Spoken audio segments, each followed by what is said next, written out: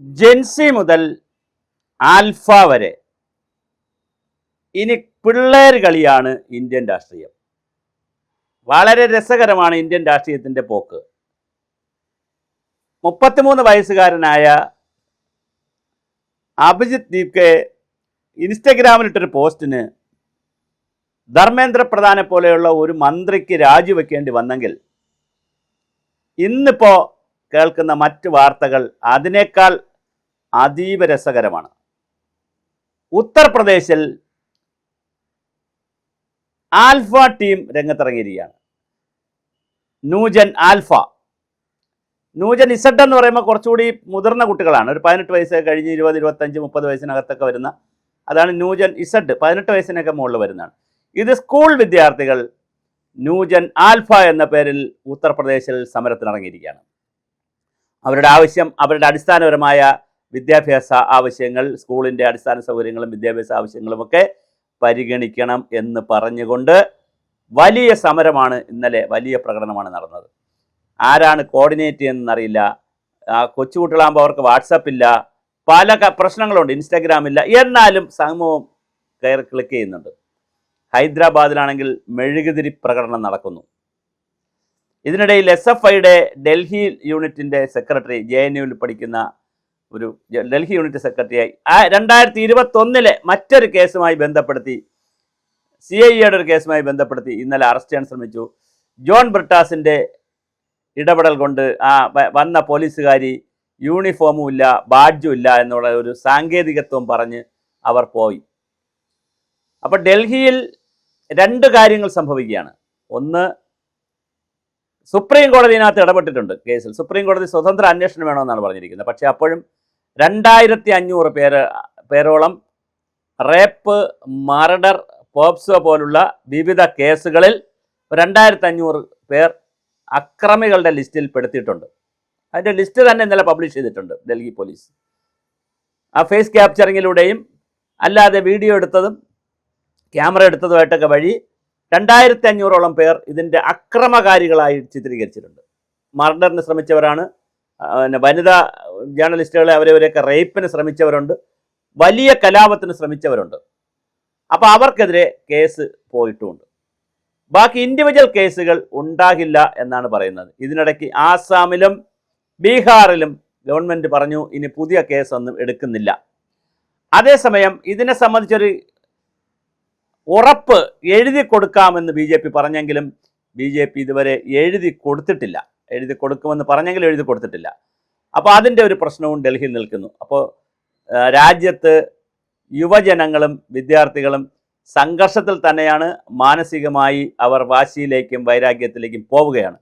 ഇത് വളരെ സൂക്ഷിച്ച് ഇന്ത്യൻ രാഷ്ട്രീയം കൈകാര്യം ചെയ്തില്ലെങ്കിൽ അത് ഏത് പാർട്ടിയായാലും വലിയ തിരിച്ചടി ഉണ്ടാവും.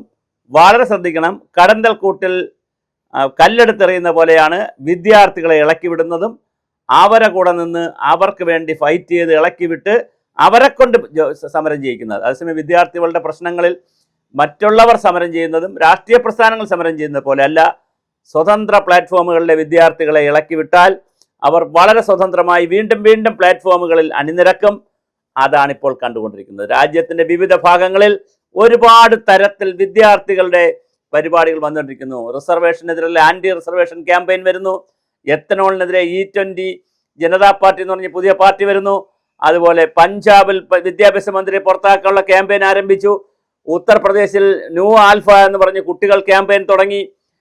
ഹൈദരാബാദിൽ ക്യാമ്പയിൻ തുടങ്ങി. അങ്ങനെ രാജ്യത്തിൻ്റെ വിവിധ ഭാഗങ്ങളിൽ, ഒരുപക്ഷെ കേരളത്തിലായിരിക്കും ഒക്കെ കുറവ്, രാജ്യത്തിൻ്റെ വിവിധ ഭാഗങ്ങളിൽ, തമിഴ്നാട്ടിലും കുറവാണ്, മറ്റ് സംസ്ഥാനങ്ങളിലെല്ലാം തന്നെ അതിശക്തമായ രീതിയിലാണ് വിദ്യാർത്ഥികൾ പ്രക്ഷോഭ രംഗത്തേക്ക് വരുന്നത്. പക്ഷേ ഇതിനകത്തൊരു രസകരമായ കാര്യം, ആഹ്വാനം മാത്രം ചെയ്താൽ മതി. ഇൻസ്റ്റഗ്രാമിലോ സോഷ്യൽ മീഡിയ പ്ലാറ്റ്ഫോമിൽ ആഹ്വാനം ചെയ്താൽ മതി.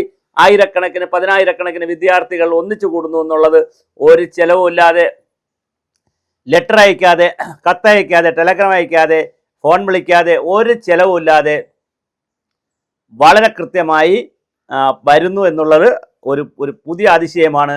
അതാണ് സോഷ്യൽ മീഡിയയുടെ ശക്തി. വളരെ ശക്തമായി സോഷ്യൽ മീഡിയ ഉണ്ട്. അതിൻ്റെ ശക്തിയിൽ ഇന്ത്യയിലെ യുവത അല്ലെങ്കിൽ വിദ്യാർത്ഥികൾ ശക്തമായി രംഗത്ത് വരികയാണ്. ഇന്ത്യൻ രാഷ്ട്രീയത്തിലെ എല്ലാവർക്കും അതിനകത്ത് വളരെ വലിയ തലവേദനയാണ് സൃഷ്ടിക്കുന്നത്. പക്ഷേ അപ്പോൾ തന്നെ നരേന്ദ്രമോദി ഇതിനിടയിൽ കൂടി അദ്ദേഹത്തിൻ്റെ കാര്യം അദ്ദേഹം റെഡിയാക്കി. 4 മില്യൺ ആളുകളാണ് വീണ്ടും അദ്ദേഹത്തെ ഫോളോ ചെയ്യുന്ന ലോകത്തിലെ.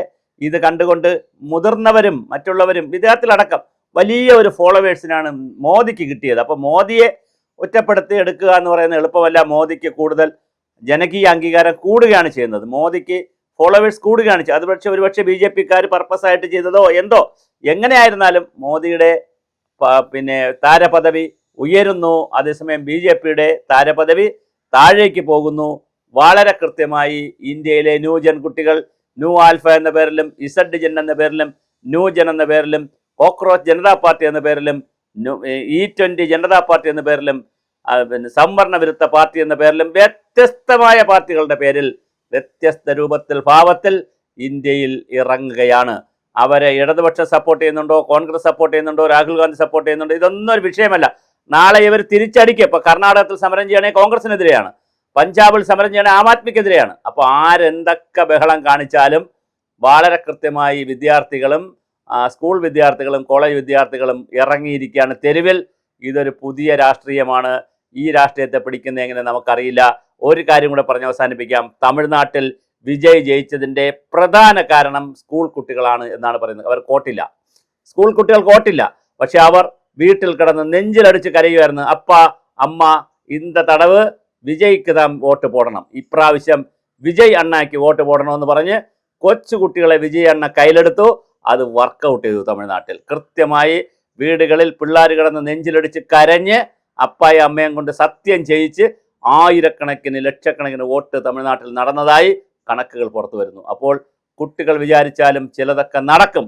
അവർക്ക് മാതാപിതാക്കളെ സ്വാധീനിക്കാൻ കഴിയും. ഇപ്പം സ്വതന്ത്രമായി ചിന്തിക്കുന്ന മാതാപിതാക്കൾ പിള്ളേർ പറയുന്നത് ചിലപ്പോൾ കേൾക്കും. അങ്ങനെ അല്ല, രാഷ്ട്രീയ പാർട്ടിയൊന്നും ഇല്ലാത്ത മാതാപിതാക്കളെ സംബന്ധിച്ചിടത്തോളം കുട്ടികൾ പറയുന്നതനുസരിച്ച് വോട്ട് ചെയ്യാം. വിജയ് അണ്ണയ്ക്കെങ്കിൽ വിജയ് അണ്ണയ്ക്ക്, ഒരു മാറ്റം വരുന്നെങ്കിൽ വരട്ടെ എന്നുള്ള നിലയിലാണ്. അങ്ങനെ രാജ്യത്ത്, തമിഴ്നാട്ടിലും നമ്മുടെ രാജ്യത്തും വിദ്യാർത്ഥികൾ, പ്രത്യേകിച്ച് കൊച്ചുകുട്ടികളും ന്യൂജൻ കുട്ടികളും ന്യൂ ആൽഫ കുട്ടികളും അടക്കമുള്ള വിദ്യാർത്ഥികൾ പുതിയ രാഷ്ട്രീയം തീരുമാനിക്കുന്ന പുതിയ ഇന്ത്യയാണ്. ഇത് ഭാവിയിലേക്ക് പോകുമ്പോൾ ശോഭനമാകുമോ, അരാജകത്വത്തിലേക്ക് പോകുമോ, അനാർക്കിയിലേക്ക് പോകുമോ എന്നൊന്നും ഇപ്പോൾ പറയാനാകില്ല. എന്തായാലും മുഖ്യധാര രാഷ്ട്രീയ പ്രസ്ഥാനങ്ങൾ ജാഗ്രതയെ, നിങ്ങൾ കുട്ടികളെ ഇളക്കി വിടുമ്പോഴും ജാഗ്രതയെ. ഒരുപക്ഷെ ഇത് ബൂമറാങ് പോലെ നിങ്ങൾക്കെതിരെയും തിരിയാം. ആർക്കെതിരെ, എപ്പോൾ, ഏത് ഭരണകൂടത്തിനെതിരെ വിദ്യാർത്ഥികൾ ഏത് രൂപത്തിൽ തിരിയുമെന്നറിയില്ല. ഇനി BJP അനുകൂലമായ ഒരുപാട് വിദ്യാർത്ഥികളുണ്ട്. അവർ ഇനി എങ്ങനെയാണ് ഇതുമായി ബന്ധപ്പെട്ട കാര്യങ്ങളിൽ വരുമെന്നറിയില്ല. അപ്പോൾ എന്തായാലും രസകരമാണ് ഇന്ത്യൻ രാഷ്ട്രീയം. ന്യൂ ആൽഫ മുതൽ ഇസഡ് ജെൻ വരെയുള്ളവരുടെ പുതിയ ഇന്ത്യയാണ് നമ്മൾ കാണാൻ പോകുന്നത്.